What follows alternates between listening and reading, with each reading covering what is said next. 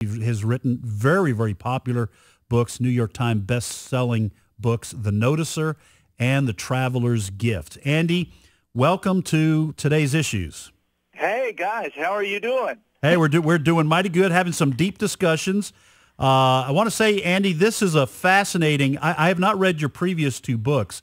This is fascinating. I want to ask right off the bat, though, The Noticer Returns is the title. The subtitle is Sometimes You Find Perspective, and Sometimes Perspective Finds You. What do you mean by that?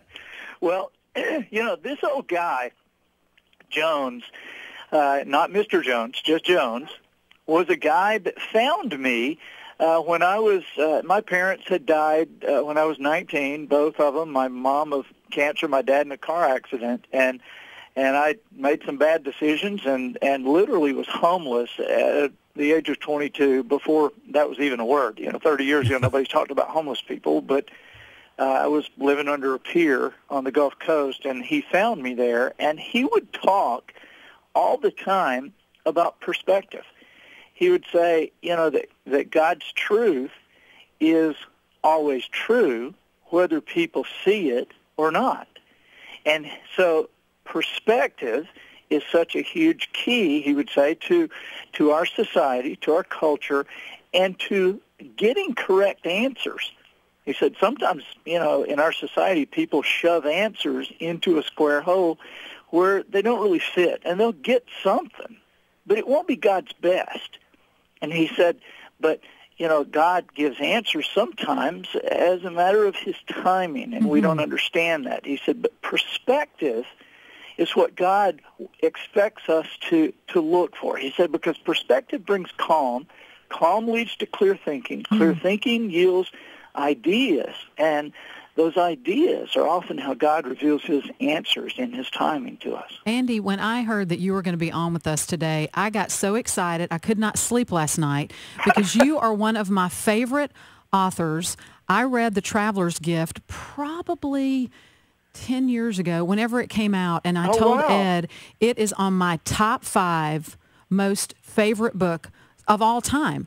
And hey, thank you. I mean that. I mean, God has given you such a gift.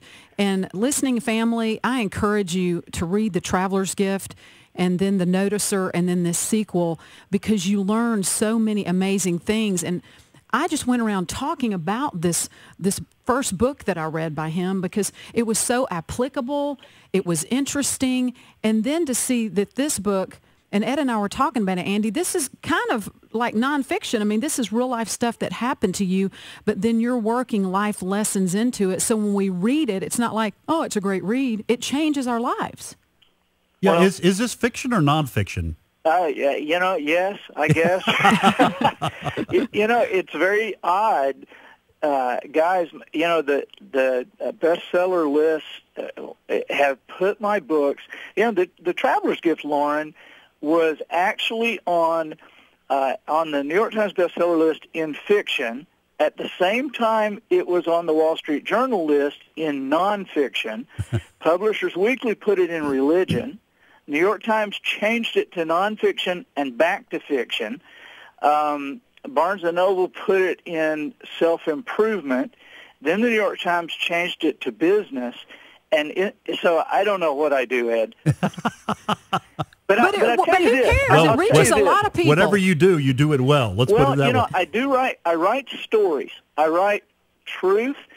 I take God's principles and I put them into stories. And for a long time, I wasn't really sure, what I was supposed to do. I was trying to follow God's direction, and yet, as so often is the case, or certainly with me, God doesn't seem to be under any obligation to tell me what he's doing. Right. And so it took me a while to figure out that what I do, Max Lucado's a good friend, and there are plenty of guys, now not plenty who write like Max, but there are a lot of Christian authors who write for a Christian audience. And then there are obviously a ton of secular authors who write for a secular audience. But tell me, where are the Christian authors who write for an audience that is a secular in nature? Because, these people, as much as you and I love Billy Graham, we have a lot of people, you and I know, that we give them a Billy Graham book or a Max Lucado book, they're out of there. just not going to read it. Mm-hmm. Right. And so what I do is I write books that Christians can give to their non-Christian friends that they will actually read, that will bring about a conversation with them. And if you read the Notice of Returns, you will find Scripture in there because you will see it. But a non-Christian person they would not see that. They would just see that as wisdom, or see that as, wow, that's true, or gosh, isn't that amazing how that works? And if you look at the statistics, 98% of the people who make a decision for Christ do so with someone else involved in the situation. Mm-hmm. And so sometimes I've had even Christians say, well, you don't say anything about Jesus in this book. And I'm like, I know. And part of the reason is because of this Great Commission thing. We want to go into the world and we want to bring people to the knowledge and a relationship with Jesus Christ. And sometimes to do that, we need to get them interested. Any bass fisherman knows this. We know this principle. If you're going to catch a big bass, you cannot hit him over the head with the lure.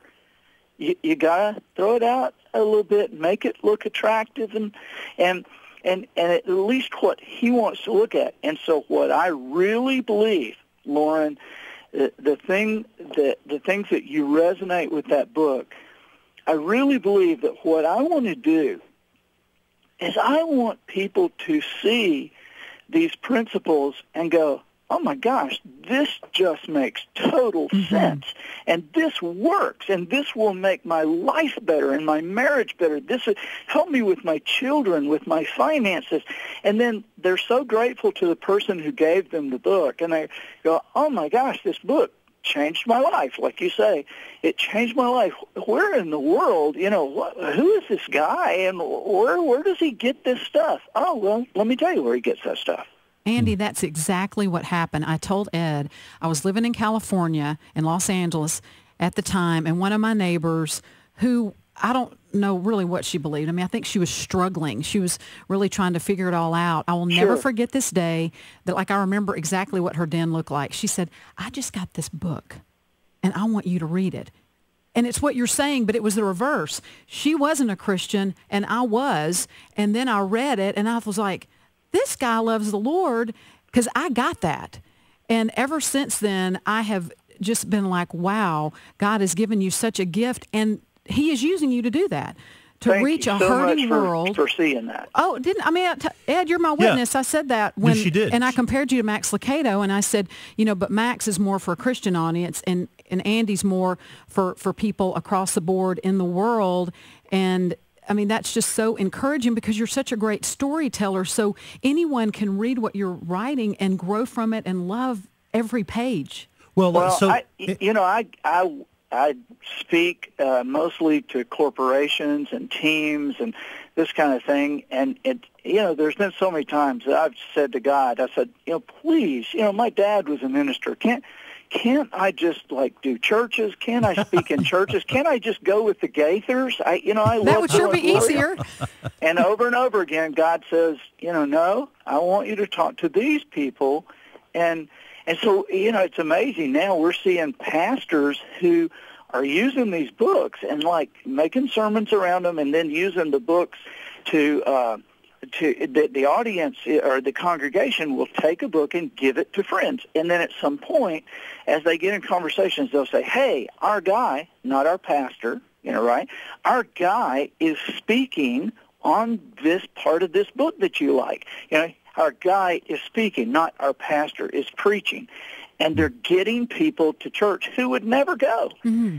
And these books, Lauren, I'm sorry, I didn't mean to get off on this, but the books are in public schools. They're getting in public schools all over America. We create curriculums have curriculums created for them, and they're absolutely free to the schools, downloadable on my website. And these books with God's principles are getting into getting into public schools. And, of course, a lot of these teachers who are Christians, they know what's going on. Andy, we are out of time. I hate it. We'll have to have you back on to talk in a little bit more detail about your new book, The Noticer Returns. It follows two wildly successful books that you've written, The Noticer and The Traveler's Gift. Your website is andyandrews.com, right? Correct, and the book's available in any bookstore. Andy, thank you so much for being our guest. Hey, thank you guys so much. I'd love to come back sometime. Oh, please do. All right, folks, Have a we'll be great